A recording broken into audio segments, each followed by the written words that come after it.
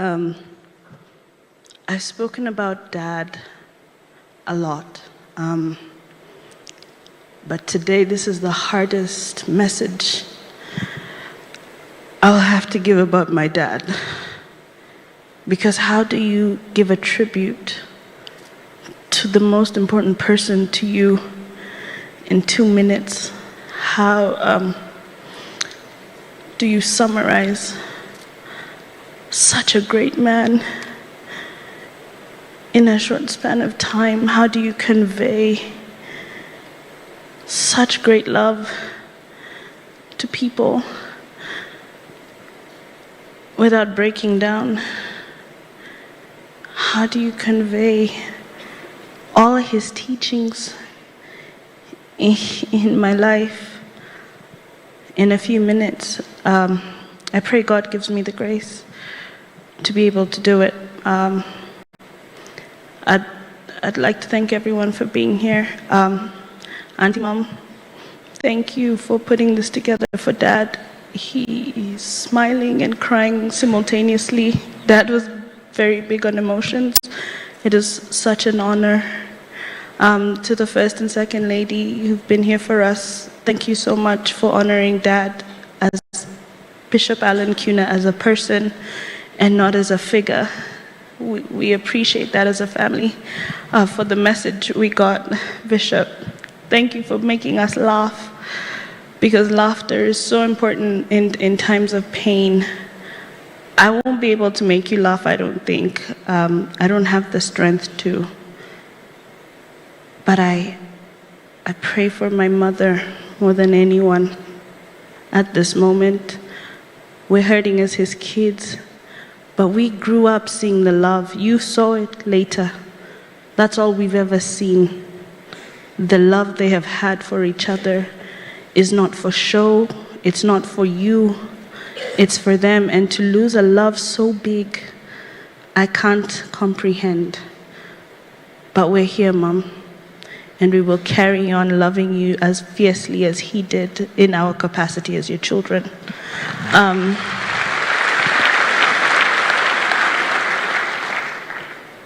A while ago, I was sitting in the kitchen with Pastor Andrew, and he asked me, how do you as his biological children deal with so many people calling your parents mom and dad? And as we stand here, I know a lot of you are grieving for them in that same way, but I told him very easily, it was never hard to share him, because that never ever made us feel like second class. Despite his love for everyone else, it was very clear who we were as his kids. Dad would stop any meeting with anybody at the drop of a hat if we needed him. Without question, Dad was my dad. And he showed us he had enough love for us and everyone, but his love for us was ours, reserved for us alone. He loved us fiercely, without judgment, without condemnation. He had a thirst for knowledge that only compared to my own. When I picked the career that I picked, he made it his mission to he almost became a lawyer like me, just to make sure the conversation stayed on an intellectual level. He taught me to question. He allowed me to question, not only legally, mentally, physically, but spiritually too. He made me find a way to know God on my own, not because I was told to, but because of a father. And if God is our father, Dad displayed his level of fatherhood. And if my dad is a fragment of who God is to us, then I know I have a loving God. It was displayed. I didn't have to learn it. And when so many people call him dad and people are like, why? He was a father to everyone, and we accept that. So thank you for giving us your time, your attention, for everyone who came, who flew, who's from here. I thank you for honoring the man that he was. Was such a weird statement. But I'm happy that as he is now finally resting from the battle that he has gone through, he is at peace. And we know where he is, and we know we'll meet him again. And on behalf of my sister, his twin, she also loved him very fiercely. I speak for both the girls, well, only because Jeremy's going to come and speak for himself.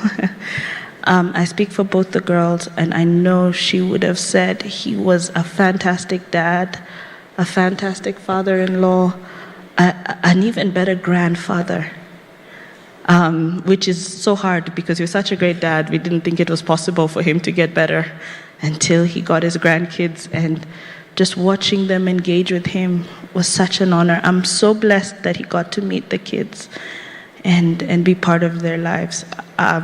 Again, I could go on, because again, how do you sum the life of a great man in a few minutes? But I will, for now. Dad, I love you. I wish you didn't go, but I know you had to. Thank you.